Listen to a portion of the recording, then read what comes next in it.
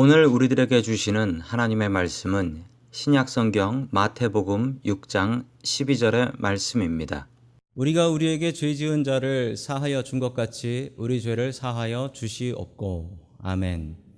하나님께서 우리와 함께 하시며 말씀 주심을 감사드립니다. 아멘. 자, 우리 옆에 계신 분들과 인사 나누겠습니다. 반갑습니다. 인사하시죠. 자, 또 올해 표어로 다시 한번 인사하시겠습니다. 나는 죽고 예수로 살자. 예, 다시 한번 나는 죽고 예수로 살자. 자, 올해도 스스로를 잘 죽이고 계신가요?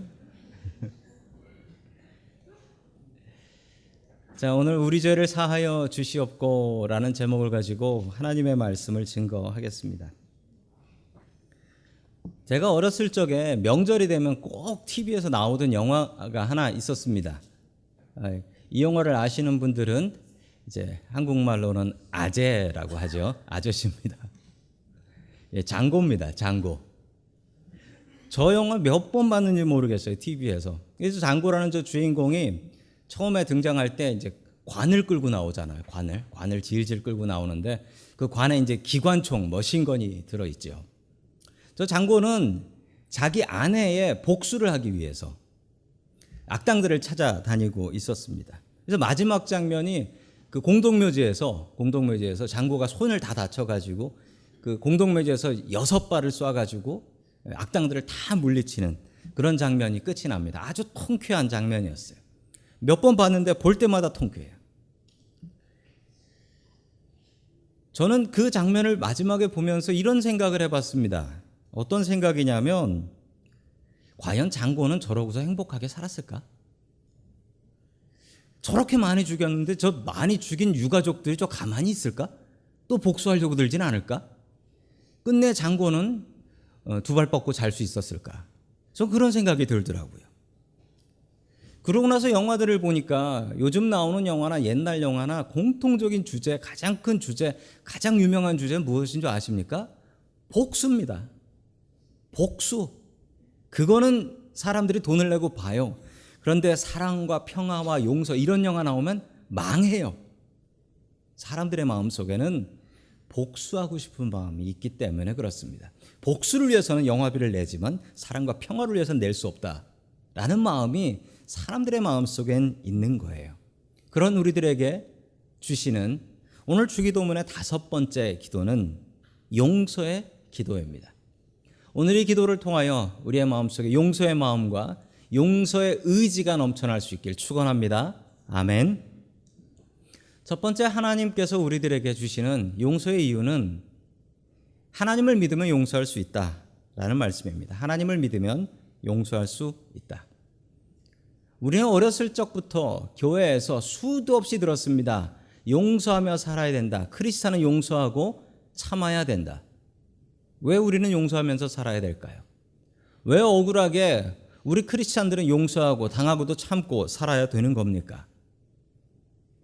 세상 사람들한테 물어봤습니다. 왜 용서하면서 살아야 되는지 물어봤더니만 이런 대답들을 했어요. 첫 번째는 나는 착한 사람이니까, 내가 너보단 나으니까 내가 참는다. 또 두 번째는 복수하고 싶은데 용기가 나지 않거나 게으른 사람은 복수하기도 귀찮아서 못하겠다라는 거예요. 또 세 번째 이유로는 용서해야지 마음이 편하니까, 내 마음 편하려면 그래 내가 참고 넘어가야지, 이런 마음들이라는 겁니다. 자, 이 이야기들이 다 맞는 이야기들입니다. 다 맞는 이야기들이에요. 이래서 우리는 용서하고 삽니다만, 그런데 우리 크리스찬들은 이 이야기가 정답은 아니에요. 진짜 정답이 무엇이냐고요? 그 진짜 정답은 우리가 하나님을 믿으니까 용서해야 한다라는 것이 정답입니다. 오늘 용서의 사람 하나를 소개해 드립니다. 용서의 사람은 성경에 정말 유명한 사람인 요셉입니다. 요셉은 그의 용서로 너무나 유명했던 사람인데 그 요셉의 어린 시절 이야기를 한번 보도록 하겠습니다. 우리 창세기 37장 23절부터 24절 말씀 같이 읽습니다. 시작. 요셉이 형제들을 보자 그들은 그의 옷, 곧 그가 입은 화려한 옷을 벗기고 그를 들어서 무덤에 던졌다. 그 무덤에는 비어 있고 그 안에는 요셉이라는 사람은 야곱이라는 사람의 11번째 아들이었습니다. 11번째 아들. 그러나 아버지 야곱한테는 특별한 아들이었습니다. 왜냐하면 야곱이 평생 사랑했던 유일한 한 여자 라헬의 첫 번째 아들이었기 때문입니다. 그래서 야곱은 요셉을 편애했습니다. 아주 특별하게 사랑을 했죠. 형들은 이것을 질투했습니다. 아버지 야곱이 참 잘못했는데 요셉을, 동생인데 형들을 감시하는 감독자로 세웁니다. 그러자 형들은 질투하고 도단이라는 곳에서 양을 치다가 요셉을 만났을 때 저놈을 쳐서 죽이자. 자, 그래서 오늘 성경 말씀에 보면 이렇게 나옵니다.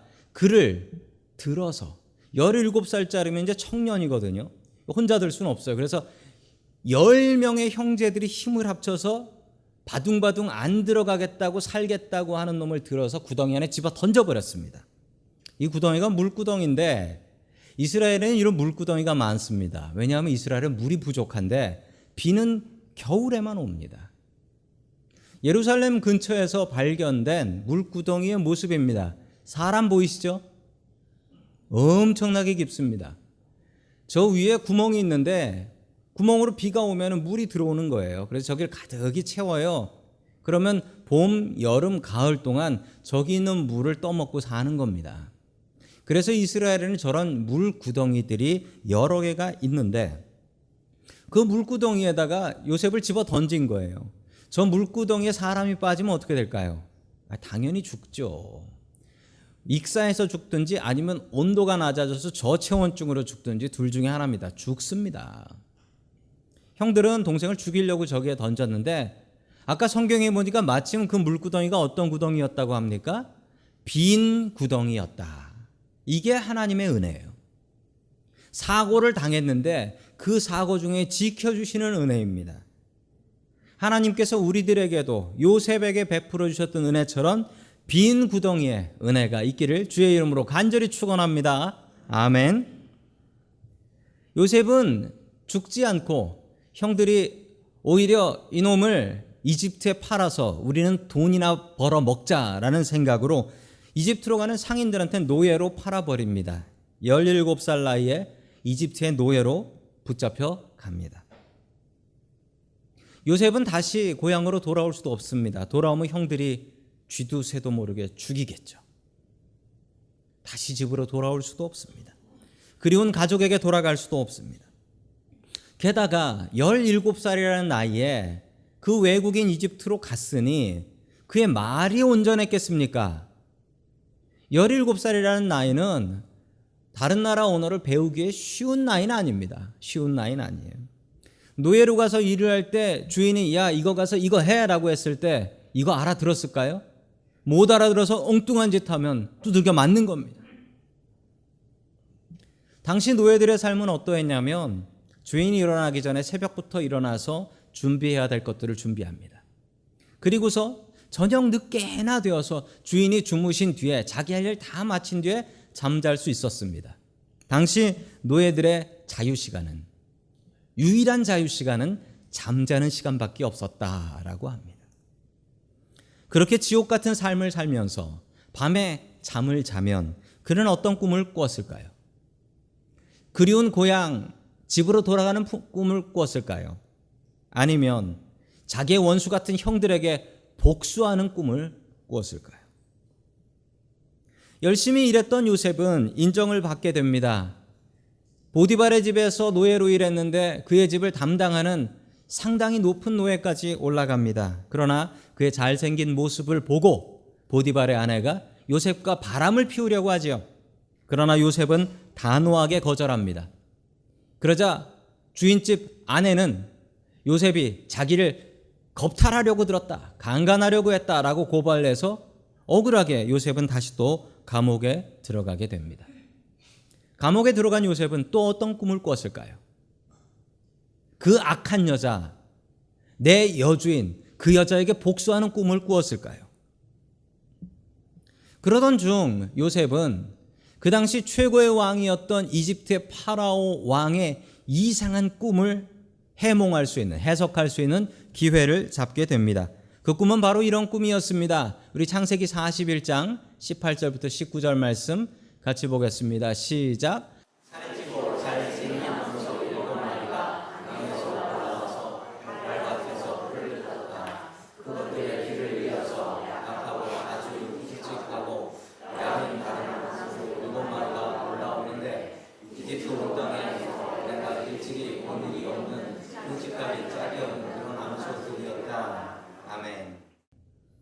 일곱 마리의 살이 찐 암소가 있었는데 그 암소가 올라왔는데 갑자기 일곱 마리의 삐쩍 마르고 이상하게 생긴 암소들이 올라와가지고 쫓아내버리더라. 뭐 이런 얘기였습니다. 이상한 꿈이었는데 요셉은 이 꿈을 기가 막히게 해석을 합니다. 일곱 마리의 살찐 암소는 앞으로 7년 동안 이 나라에 풍년, 곡식이 잘 자라는 풍년이 올 것이다 라는 이야기입니다. 반대로 일곱 마리의 삐쩍 마른 저 암소들은 그 7년 뒤에 7년 동안 흉년이 올 것입니다.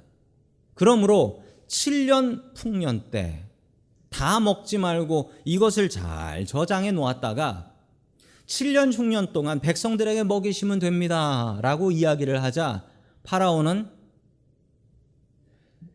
요셉을 지적하면서 그럼 그 일을 네가 해라. 그러면서 요셉을 총리 대신인 프라임 미니스터 넘버 2입니다. 프라임 미니스터 총리 대신으로 세워주게 되는 것이었죠. 그래서 요셉은 창고를 짓고 풍년 동안 곡식을 모으고 흉년이 되었을 때 전 세계에 있는 사람들이 이집트에 먹을 게 있다더라 라고 해서 이집트에 먹을 것을 사러 왔습니다. 그리고 심지어 가나안 땅에서 굶고 있었던 요셉의 형제들도 이집트에 아무것도 모르고 이집트에 와서 요셉 앞에 무릎을 꿇었습니다. 곡식을 얻기 위해서. 그러나 형제들은 그 총리 대신이 죽이려고 했던 자신의 동생 요셉이라는 것을 전혀 알지 못했습니다. 그 당시의 모습을 그림으로 어떤 분이 그리셨어요. 요셉이 어렸을 적에 꾸었던 꿈처럼 자신의 형들이 다 자기에게 무릎을 꿇고 있는 것이었습니다. 이제 복수의 시간입니다. 세계 최고의 권력자였던 요셉이 이제 자기 형들에게 복수할 수 있는 기회가 온 것입니다. 이 복수의 시간, 이것을 얼마나 기다렸을까요? 그러나 이 복수의 시간, 요셉이 했던 말은 우리의 가슴을 울립니다. 우리 창세기 45장 8절의 말씀을 같이 봅니다. 시작. 그러므로 실제로 나를 이리로 보낸 것은 형님들이 아니라 하나님이십니다. 하나님이 나를 이리로 보내셔서 바로의 아버지가 되게 하시고 바로의 온 집안의 최고의 어른이 되게 하시고 이집트 온 땅의 통치자로 세우신 것입니다. 아멘. 요셉은 그 복수의 시간에 이렇게 이야기를 했습니다. 형님들이 나를 이곳에 판 것이 아니고 하나님께서 하셨습니다. 요셉을 우리는 용서의 사람이라고 하지만 그에게 용서라는 말을 사용하기가 참 곤란합니다. 왜냐하면 창세기에 나오는 요셉의 모습에는 용서라는 말이 단 한 번도 사용되지 않았기 때문입니다. 요셉은 형제들을 용서하지 않았습니다. 성경을 그대로 이야기하자면 하나님을 믿으니 용서할 것이 없었다라는 것이 정답입니다. 그러다가 나이 드신 아버지 야곱이 돌아가십니다. 그러자 형제들은 벌벌 떱니다. 왜 형제들이 떨었냐고요? 형제들은 이제 아버지가 돌아가셨으니 요셉이 우리 형제들에게 복수하겠구나 생각했습니다. 형제들 간에도 이런 일은 흔히 있습니다. 어떤 일이냐면 부모님이 돌아가시고 나면 형제들 사이가 원수같이 멀어지는 경우가 참 많이 있어요. 장례식 날 싸워서 원수가 돼요. 부모님 안 계시니까 이제 내가 널 왜 보고 살아야 되냐 이렇게 돼버린다라는 겁니다. 요셉의 형제들은 그것을 잘 알고 있었고 그래서 요셉에게 가서 벌벌 떨며 빕니다. 제발 살려주십시오. 그때 요셉은 울면서 이렇게 얘기합니다. 우리 창세기 50장 20절의 말씀 같이 봅니다. 시작. 형님들은 나를 해치려고 하였지만 하나님은 오히려 그것을 선하게 바꾸셔서 오늘과 같이 수많은 사람의 생명을 구원하셨습니다. 아멘.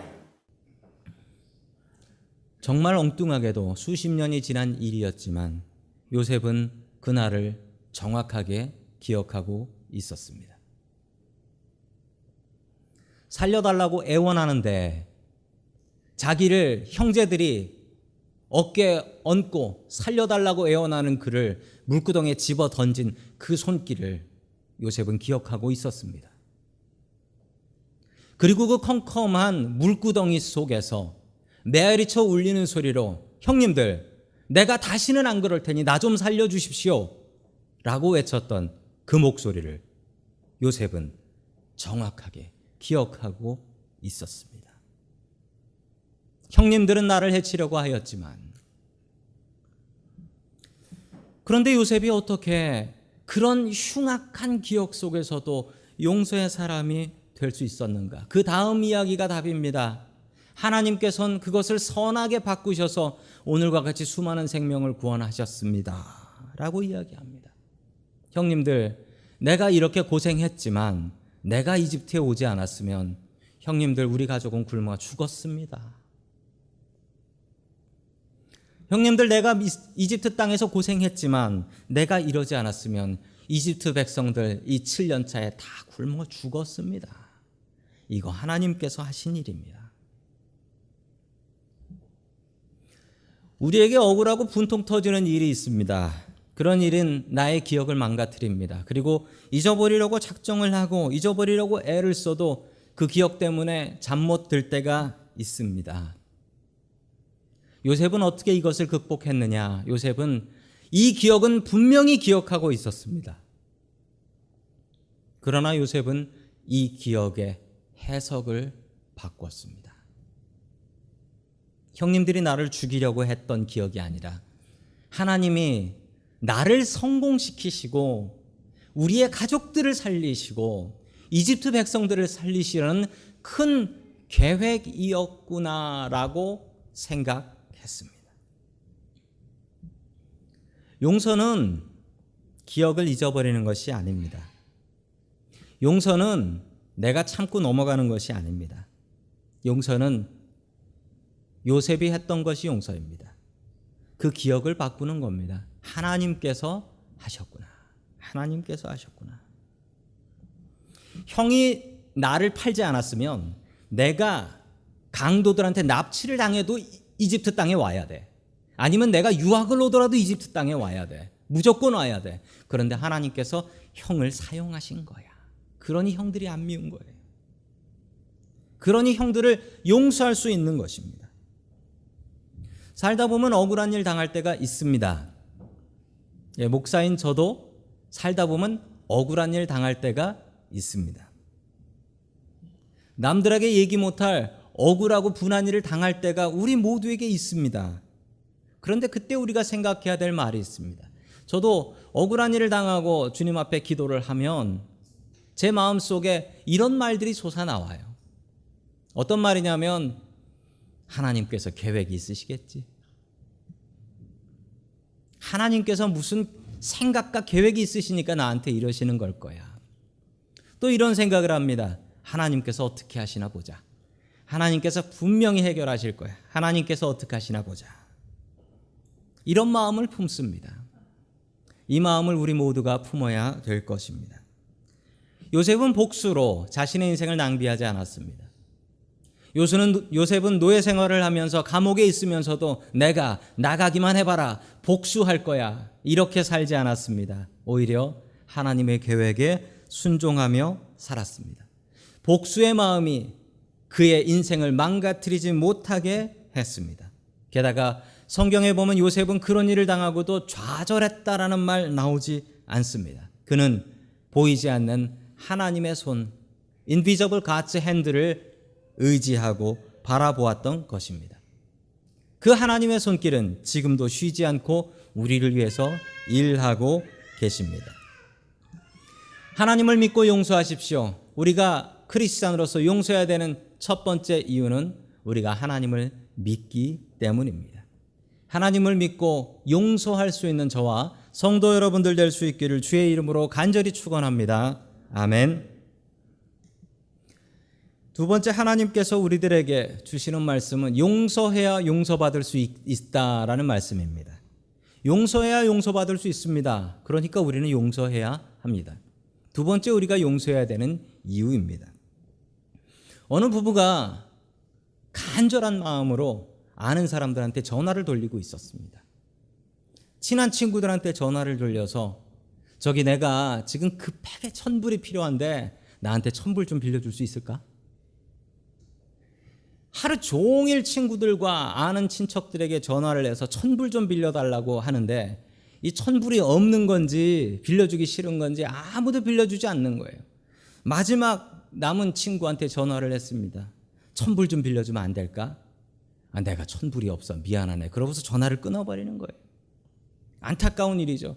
이 안타까운 일을 당하고서 부부는 갑자기 얼굴에 웃음이 가득해요. 웃음이 가득해요. 둘이 서로 하이파이브를 치면서 이제 됐다라는 거예요. 도대체 무슨 일일까요? 그러면서 하는 말이 이제 복권 당첨금을 찾으러 가도 되겠네. 나한테 안 빌려준다고 했으니 나도 복권 됐다고 소문나도 안 빌려줘도 되겠네. 참 지혜로운 사람이죠. 적어놨다가 쓰려고 해도 복권이 안 맞아. 우리 용서도 마찬가지입니다. 용서도 우리가 용서해야 용서할 수 있습니다. 마태복음 6장 12절의 말씀을 같이 봅니다. 시작. 우리가 우리에게 죄 지은 자를 사하여 준 것 같이 우리 죄를 사하여 주시옵고. 아멘. 용서해야 되는 이유는 내가 용서해야 나도 용서받기 때문이라고 합니다. 반대로 말씀드리자면 내가 용서하지 않으면 나도 주님 앞에 용서받지 못합니다. 우리가 용서하면 그 용서가 하늘에 기록되고 저장됩니다. 그리고 내가 지은 죄와 맞바꿔진다라고 주님께서는 우리에게 분명히 말씀해 주셨습니다.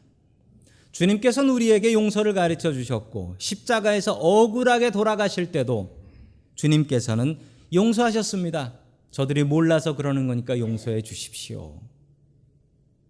예수님은 우리에게 용서를 알려주셨습니다. 특별히 마태복음 18장에서 우리에게 용서의 말씀을 알려주십니다. 우리 마태복음 18장 22절 말씀 같이 봅니다. 시작. 예수께서 대답하셨다. 7번만이 아니라 7번이라도 하여야 한다. 아멘. 베드로가 예수님께 물어봤습니다. 예수님, 얼마나 용서해야지 최대로 용서하는 걸까요? 라고 했더니 주님께서는 70번씩 7번 곱하면 490번 이 이상이라도 용서해야 된다라고 얘기했습니다. 그런데 실제적으로 생각해 보자면 어떤 사람이 나한테 490번 나쁜 짓을 해요.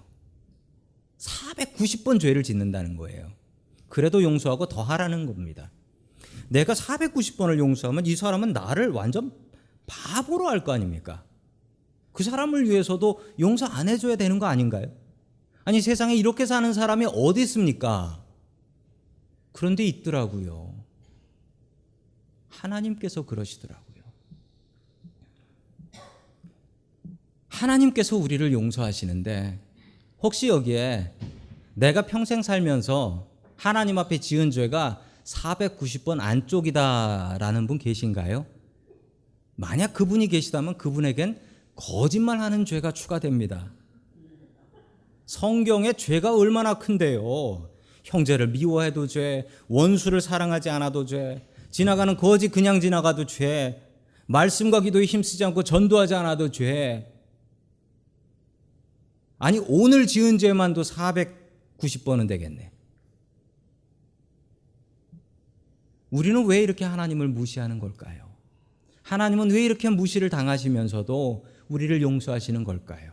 우리에게 용서를 보여주시는 것입니다. 그리고 우리에게 하시는 말씀, 용서받고 싶으면 용서해라. 나처럼 용서하며 살아라. 우리에게 말씀하시는 것입니다.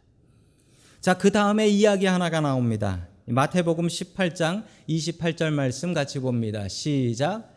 그러나 그 종은 나가서 자기에게 100데나리온 빚진 동료 하나를 만나자 붙들어서 멱살을 잡고 말하기를 내게 빚진 것을 갚아라 하였다. 아멘. 어떤 사람이 빚을 졌는데 빚을 얼마나 졌냐면 10,000달란트를 빚을 졌답니다. 10,000달란트가 얼마냐면 제가 계산을 좀 해봤어요. 한 달란트가 20년치 월급이에요. 20년치. 뭐 이쪽 지역으로 생각해 보자면 20년치면 1밀리언 정도 될라나요? 더 될 수도 있습니다. 자, 그걸 10,000달란트로 계산하니까 10억 달러예요. 10억 달러. 10 빌리언. 느낌이 오십니까? 10 빌리언. 밀리언에어도 아니고 10 빌리언이에요. 이 뭐 엄청난 빚을 진 사람이에요. 이 빚을 용서해 줬습니다. 이 빚을 용서해 줬는데 이 사람이 집에 돌아가면서 자기한테 100데나리온이면 한 10,000불 정도 되는 거예요. 이 사람을 만나가지고 멱살을 흔들면서 야, 돈 내놔라라고 했다는 겁니다. 이게 우리의 모습이에요. 하나님께서는 10,000달란트를 용서해 주셨는데 우리는 작은 것 붙들고 이거는 용서 못하지 라는 거예요. 그러자 주인은 10,000달란트 빚진 사람 다시 불러다가 너 다시 내 빚 갚아 라고 하셨습니다. 이게 우리의 모습입니다. 하나님께서 용서하신 큰 거는 기억하지 못하고 나의 작은 마음 이것을 용서하지 못하고 산다라는 것입니다. 우리에게 주시는 말씀은 용서하며 살라는 것입니다. 지난주에 한국에서 있었던 뉴스입니다. 2019년 1월 8일 SBS 뉴스에서 방영된 뉴스인데 한국에 있는 청주의 금은방 주얼리 샵에 강도가 들었습니다. 20대 강도 둘이 칼 들고 들어왔습니다. 반항을 하는 주인을 10번이나 찔렀는데 어디를 찔렀냐면 목과 가슴을 찔렀대요. 이건 죽으라는 거죠. 근데 참 감사하게도 이분이 죽지 않았습니다. 병원 가서 수술을 여러 번 받아가지고 끝내 살아나셨어요. 근데 이 목을 찔린 부분은 성대가 상해서 목소리는 자기 목소리는 영원히 잃어버렸어요.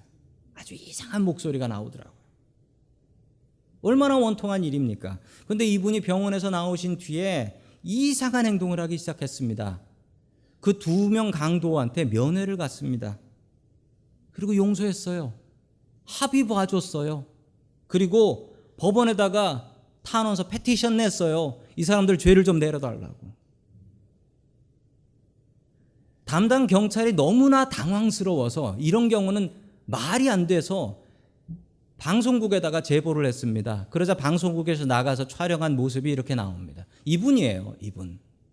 이분인데 이분이 어떻게 용서할 수 있습니까? 라고 물어봤더니 이분이 이렇게 얘기했어요.